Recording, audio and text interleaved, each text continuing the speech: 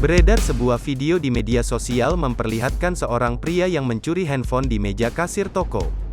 Menurut keterangan unggahan tersebut, peristiwa ini terjadi di Gambirono, Kecamatan Bangsalsari, Jember, Jawa Timur.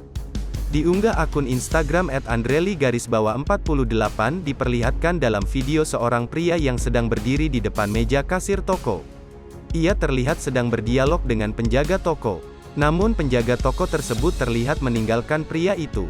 Ketika penjaga toko pergi meninggalkannya, pria itu pun mengambil handphone yang tergeletak di atas meja kasir. Ia pun langsung bergegas pergi dari tempat kejadian.